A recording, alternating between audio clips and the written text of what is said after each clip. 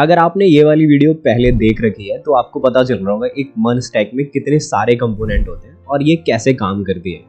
लेकिन आज इस वीडियो में हम देखने वाले हैं कि मीन स्टैक क्या होता है और ये कैसे चलता है, सिमिलरली उसके कितने कंपोनेंट होते हैं और उसको हम मास्टर करेंगे इस वीडियो में। तो अगर मैं पहले कंपोनेंट की बात करूं जो मीन में चलता है और वो सबसे इंपॉर्टेंट है, तो ऐसे हम नहीं समझेंगे, ठीक है। अगर मैं आपको समझाने की कोशिश करूंगा तो वो डायमेट्रिकली और हम रियल टाइम एग्जांपल लेके समझेंगे। देखो, अगर मैं अपने पहले कंपोनेंट की बात करूं यहाँ पे, तो एज सेम हमारा मीन की तरह हमारा यहाँ पे एक छोटा सा कंपोनेंट होता है पीछे, कि अगर हम उससे देखें हमारा ये होता है डीबी, ठीक है। अब ये आपका दोनों जगह पे मन स्टैक में और मीन में दोनों जगह पे सेम होता है, आपका डीबी है और इसको हम बोलेंगे कि ये हमारा नो एसक्यूएल डीबी है। मतलब जो भी आप इसमें डेटा रखोगे उसमें कोई भी रिलेशन नहीं होगा, आप उसको एज एन जेसन फॉर्मेट में रख सकते हो, की वैल्यू पेयर में रख सकते हो, जो आपका मन होगा, ठीक है। अब ज़्यादा इसमें डीप डाउन नहीं जाएंगे, आप डेटाबेस कैसे रखोगे क्या रखोगे, बट मैं समझ लेता हूँ। ये एक मेरा डीबी है जो कि मेरा मोंगो होता है, ओके। अब चलो, डीबी की बात रही तो आपको समझ में आ रहा होगा कि हाँ चलो, डीबी एक चीज़ को स्टोर करने के लिए होता है, लेकिन क्या चीज़ें स्टोर करने के लिए। डीबी हमेशा यूजर्स के जो एनालिटिक्स होते हैं और हमारी इंफॉर्मेशन होती है जो हम डिस्प्ले करवाते हैं या फिर हम स्टोर करवाते हैं, उनको स्टोर करने के लिए यूज़ होता है। अगर मैं आपको रियल टाइम एग्जांपल दूं, तो लेट्स सपोज आप कोई एक वेबसाइट खोलोगे। अब मैंने कल एक वीडियो हमने जो बनाई पीडब्ल्यू के बारे में, ठीक है। अब देखो, अगर मैं ये वेबसाइट खोलूँ कि पीडब्ल्यू स्किल्स, तो इस पर कुछ इन्फॉर्मेशंस आ रही हैं कि ये कुछ कोर्सेज आ रहे हैं, वेब डेवलपमेंट आ रहे हैं। ये सारी चीज़ें कहाँ से आ रही हैं? कुछ चीज़ें इसमें स्टैटिक भी हो सकती हैं, कुछ चीज़ें इसमें डायनामिक भी हो सकती हैं। स्टैटिक और डायनामिक से क्या मतलब है मेरा, कि कुछ चीज़ें हर एक पेज पे सेम रहने वाली हैं, ठीक है। कुछ चीज़ें हर एक पेज पे चेंज हो रही हैं या टाइम के साथ चेंज हो रही हैं। इस चीज़ को याद रखना बहुत ज़्यादा इंपॉर्टेंस रखती है, इसको हम बात करेंगे, ठीक है। अब चलो, मैंने डीबी कंप्लीट किया, तो ये सारी चीज़ें जो आपकी आ रही हैं बैकएंड से, कुछ चीज़ें डीबी से आ रही होंगी, किसी एक और सर्वर से आ रही होंगी, उस सर्वर को हम कहते हैं सीडीएन। देखो, अब जो चीज़ें हमारी डायनामिक होती हैं उनको हम अपने डीबी में रख लेते हैं कि चेंज हो रही हैं, यूज़र के इनपुट के हिसाब से चीज़ें हो रही हैं, और जो हमारी स्टैटिक होते हैं उसे हम सीडीएन पे रखते हैं, मतलब कंटेंट डिलीवरी नेटवर्क, ओके, जो हमारी स्टैटिक चीज़ों को सर्व करने के लिए काम आता है। तो यहाँ पे हमारी दो चीज़ें आ जाती हैं, एक आता है मेरा ये मोंगो डीबी और एक आ जाता है मेरा सीडीएन, ठीक है। ये दो चीज़ें आ गई। अब मेरा डीबी का पार्ट क्लियर हो गया कि एक चीज़ को स्टोर करने के लिए यूज़ होता है मेरा, और सीडीएन मेरा ये स्टैटिक चीज़ों के लिए होता है, ठीक है, और ये मेरा डायनामिक चीज़ों के लिए होता है, ठीक है। परफेक्ट, बहुत सही जा रहा है। अब देखो, अब बीच में मेरे पास सीडीएन भी है, मेरे पास डीबी भी है, मैंने वैल्यू स्टोर कर दी, लेकिन अब मैं पहुंचाऊंगा कैसे यूज़र तक, है ना। इन टर्म्स ऑफ कम्युनिकेशन, अगर आप दो लोग बात करोगे तो आपको लैंग्वेज लगती है। अगर मैं आपसे बात करूंगा तो मैं हिंदी में बात कर रहा हूँ, अगर डीबी से कोई बात करेगा तो डीबी जो लैंग्वेज समझता है, अब वो लैंग्वेज कोई कम्युनिकेट करने वाला भी चाहिए, तो यहाँ पे आ जाता है आपका सर्वर, ठीक है। ये है आपका सर्वर, और ये सर्वर क्या है? ये सर्वर वो सर्वर है जो आपकी एप्लीकेशंस रन करता है, आपको एक रन टाइम आर्किटेक्चर देता है, ठीक है जी। तो यहाँ पे याद रखना, ये वाला आर्किटेक्चर अभी मैं बताने वाला हूँ, लेकिन जो लैंग्वेज की हम बात कर रहे थे जो डीबी से कम्युनिकेट करती है, ठीक है, वो आपकी होती है E in terms of mean, okay. अब ठीक है, मोंगो डीबी हमने देख लिया, एम हम कंप्लीट कर चुके हैं, ई की बारी है, ये होती है आपकी एक्सप्रेस जेएस, ओके। अब ये जो ई होती है वो होती है आपकी एक्सप्रेस जेएस, और एक्सप्रेस जेएस है क्या? देखो, ये on top of node JS पे बना हुआ एक फ्रेमवर्क है, एक लाइब्रेरी है, ठीक है। अब ये फ्रेमवर्क क्यों है? क्योंकि बहुत सारी चीजें इसमें ये आपको ऐसे दे देता है कि आपको मैनुअली कुछ भी लिखने की जरूरत नहीं है। हालांकि आपको कोड करना पड़ेगा, लेकिन काफी हद तक बॉयलर प्लेट कोड कम है, इस वजह से हम फ्रेमवर्क बोल देते हैं ऐसी चीजों को, जैसे कि स्प्रिंग फ्रेमवर्क, ठीक है। अब ये क्या करता है, ये एक आपको लैंग्वेज दे देता है जिससे कि आप अपने डीबी से और आप अपने सर्वर से कम्युनिकेट कर सकते हो।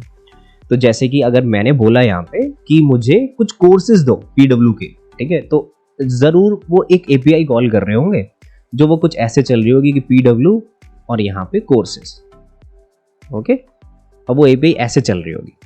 अब एपीआई जा रही होगी और पीडब्ल्यू कोर्सेस से सर्वर पे हिट आएगा, सर्वर कम्युनिकेट करेगा मोंगो से और ये डेटा लेके आ जाएगा। कुछ पार्ट ऐसा भी रहा होगा उस पे जो स्टैटिक होगा कि अरे ये वाले कोर्सेज पे तो मेरा ये जो सर की फोटो लग रही है, ये आप देखोगे ये हमेशा स्टैटिक ही रहती है कि ये वाली फोटो है 3500 है। ये कुछ चीज़ें हैं जो स्टैटिक हैं, जो कभी चेंज नहीं होंगी, है ना। तो चलो, अब जो चीज़ें स्टैटिक हैं मैंने बताया वो आपको सीडीएन से आ रही हैं, और जो चीज़ें डायनेमिक है वो आपके डीबी से आ रही हैं। ये चीज़ें आपको बहुत ही परफेक्टली क्लियर हो रही होंगी। अब मैं सर्वर पे तो आ गया, लेकिन सर्वर पे ऐसी कौन सी चीज़ है जो मुझे रन टाइम एनवायरनमेंट प्रोवाइड करेगी? वहां पे आ जाता है आपका Node.js। ओके, अब जैसे मैंने देखा कि Node.js के ऊपर मेरी Express.js रन कर रही है। Node.js एक मेरा सॉफ्टवेयर कह लो या फिर मेरा एक ऐसा कोड कह लो जो मुझे रन टाइम एनवायरनमेंट प्रोवाइड कर रहा है। ठीक है, चलो जी, Node.js से मुझे क्लियर है। अब सर्वर क्या है कि मेरी एप्लीकेशन जहां पर रन कर रही है जो Node.js है, और उस पर Express.js काम कर रही है। आई होप ये तीनों चीज़ें आपको बहुत अच्छे से क्लियर हो रही होंगी। अब आप मेरे से बोलते थे कि चलो सर, अगर स्टैटिक वाला है मैं अपने डीबी में भी तो रख सकता हूँ, एक ये भी क्वेश्चन आ सकता है, क्यों नहीं रख सकते? लेकिन हमेशा प्रेफर करते हैं कि हम सीडीएन में रखते हैं, क्योंकि ये एक सॉफ्टवेयर है जो एक पर्टिकुलर चीज़ों के लिए बना हुआ है, और इसकी जो हमारी सर्विंग पावर है, मतलब ये कंटेंट जो डिलीवर करता है वो बहुत अच्छे से करता है कंपेयर टू मोंगो। अब यहाँ पे भी एक और था कि बहुत सारे भी सर्वर है, मोंगो क्यों रखा? क्योंकि मोंगो की स्केलेबिलिटी पावर बहुत अच्छी है। ठीक है, अब ये बेसिक से लेके मैं सारी चीज़ें आपके लिए कवर कर रहा हूँ ताकि आपको बहुत अच्छे से क्लियर हो सके। अब बात आती है यहाँ पे कि कोई एक लड़का है और उसके हाथ में एक फ़ोन लग रहा है। ये एक बंदा है और इसके हाथ में फ़ोन है। ठीक है, अब भाई ये फ़ोन में आपके पास दो चीज़ें होती हैं, एक होती है ऐप और एक होती है आपकी वेब, यानी कि आपका ब्राउज़र। तो हर एक वेबसाइट की पीडब्ल्यू की एक ऐप एप्लीकेशन भी होगी, मतलब एंड्रॉयड एप्लीकेशन होगी, और एक वेब एप्लीकेशन भी होगी जो हमने अभी क्रोम पे खोल रखी है। अब आप वेब एप्लीकेशन खोलोगे और आपको बहुत सारी चीज़ें दिख रही हैं कि एक ये पेज है, पेज में हेडर दिख रहा है, पेज में फुटर दिख रहा है, पेज में ऑपरेशंस हो रहे हैं, पेज में कुछ कैलकुलेशंस हो रही हैं, कुछ ऑपरेशंस हो रहे हैं, कुछ कैलकुलेशंस हो रही हैं, और कुछ अच्छी अच्छी चीज़ें भी दिख रही हैं जिनका कलर अच्छा है, कुछ राउट्स भी हो रही हैं, कुछ एपीआई कॉल्स भी हो रही हैं। अब वो सारी चीज़ें किसकी हेल्प से हो रही हैं? अब देखो, यहाँ पे चीज़ें आ जाती हैं कि HTML बेसिक तो आपका यूज़ ही होगा, CSS आपकी यूज़ ही होगी, आपका दूसरा चीज़ कि आपका जावास्क्रिप्ट भी यूज़ हो रही होगी, है ना, कई हद तक। लेकिन ये तो मेरी बेसिक सी चीज़ रही, लेकिन ये साइट तो बहुत कॉम्प्लिकेटेड है, वन पेज साइट है ना। तो यहाँ पे इनके ऊपर टॉप ऑफ द एक फ्रेमवर्क यूज़ होता है, या फिर लाइब्रेरी कह लो। लाइब्रेरी React.js है, लेकिन एक फ्रेमवर्क जो है वो एंगुलर है। तो यहाँ पे हम एंगुलर की बात करेंगे बिकॉज हम मीन की बात कर रहे हैं। तो यहाँ पे आपका एंगुलर यूज होता है। ओके, यहाँ पे आपका एंगुलर यूज हो रहा है। तो ये जो सारी चीजें आपको दिख रही हैं, ये सारी चीजें बढ़िया से कि ये डिजाइन दिख रही है, ब्लू कलर में आ रही है, ये अच्छा सा लॉगिन बटन दिख रहा है ना, और ये सर्च दिख रहा है आपको, और ये सारी चीजें नीचे हेडर फुटर, ये सारी बेसिक एलिमेंट का यूज करके और एंगुलर का यूज करके है कि आप जैसे कि यहाँ पे क्लिक करोगे ऊपर कहीं पे भी तो आप सीधे एक सेक्शन पे पहुंच जाते हो। ये सारी चीजें किसकी हेल्प से हो रही हैं कि ये दूसरे पेज पे जाता है, चलो एंकर टैग लग रहा है यहाँ पे, ये शेयर स्टोरीज लग रही हैं। ये एक वेबसाइट का एग्जांपल लेके हम बता रहे हैं, किसी चीज का कोई भी प्रमोशन नहीं कर रहे हैं। ठीक है, अब देखो यहाँ से एंगुलर है, काफी अच्छा हमें एक आंखों को अच्छे फील होने वाला एक यूआई दे देता है, जो हमें यूआई पे कुछ ऐसे टैग्स लग रहे हैं कि हम जब कॉल करते हैं उनको तो वो चीज़ें राउट्स हो जाती हैं हमारे सर्वर पे, और सर्वर पे हमारी एक अलग सर्वर साइड लैंग्वेज लिखी है जो कि हमारे डीबी से कम्युनिकेट करती है, वो है Express.js। लेकिन आपके सर्वर तक रिक्वेस्ट लाने के लिए भी तो आपको कुछ चाहिए होगा ना। अब देखो, दो तरीके की रिक्वेस्ट हो गई यहाँ पे, एक आपकी सर्वर पे एक रिक्वेस्ट है और एक आपके सर्वर तक की रिक्वेस्ट है, यानी क्लाइंट साइड वाली। तो यहाँ से यहाँ तक ये आपका रिएक्ट काम करता है या फिर एंगुलर काम करता है। मर्न के केस में हमारा रिएक्ट काम करता है और मीन के केस में हमारा एंगुलर काम करता है। ठीक है, अब ये पूरा जो है वो MVC पैटर्न फॉलो करता है। यहाँ तक आपका MVC, यानी कि ये कंट्रोलर आपका सर्वर साइड को रिप्रेजेंट कर देता है, व्यू आपका इस साइड को रिप्रेजेंट कर देता है, और मॉडल आपका जो आपकी UIN साइड्स है उनको रिप्रेजेंट कर देता है। लेकिन इसको मैं चीज़ों को कॉम्प्लिकेट नहीं करूंगा क्योंकि ये बहुत आगे की चीज़ें हैं। ठीक है, आप इतना समझो कि जो एंगुलर होता है वो आपके सर्वर तक रिक्वेस्ट लाने के लिए आपको हेल्प करता है, ठीक है।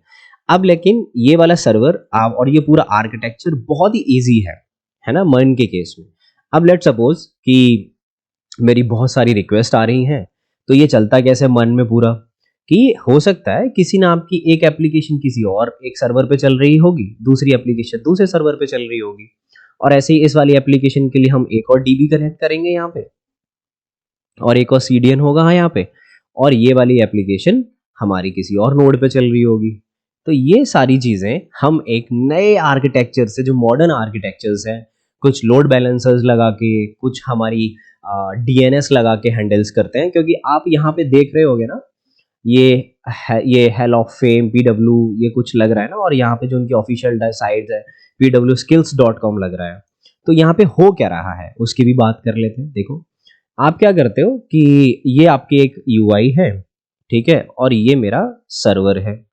मैं लिख देता हूँ यहाँ पे, आपको थोड़ा क्लियर हो जाएगा। ये आपकी यूआई है जो हम वेब की बात कर रहे हैं, और ये मेरा डीएनएस है। डीएनएस अगर आपने अपनी इंजीनियरिंग में या फिर बीएससी या फिर एमसी में पढ़ा हो तो डोमेन नेम रेजोल्यूशन होता है, ठीक है। अब देखो यहाँ पे क्या है, ये यूआई है। अब जब भी कोई भी बंदा यहां से हिट करता है कि pwskills.com, तो ये पूरा यहां पे जाती है इस डोमेन को लेके।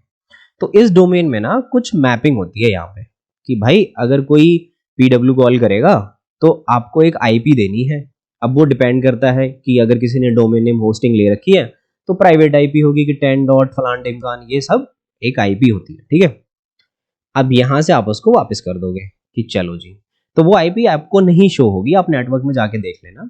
तो ये सीधे सर्वर को हिट करती है। अब सर्वर के पास तो सीधे अपना कोड है जो कि डीबी से कनेक्ट करता है और आपको पर्टिकुलर चीजें लाके वापस दे देता है। लेकिन कभी कभी आपने देखा होगा कि सर्वर घूमता जा रहा है, मतलब आप रिक्वेस्ट कर रहे हो तो ऐसे करके कर्सर चलता जाता है। वो आपने आईआरसीटी की साइट पे अक्सर करके देखा होगा। तो वो जब मेरा ट्रैफिक ज्यादा होता है, कोई एक पर्टिकुलर सर्वर उसको हैंडल नहीं कर पाता है, तब होता है, ठीक है। तब हम नोड को हमें स्केल करना पड़ता है, ठीक है।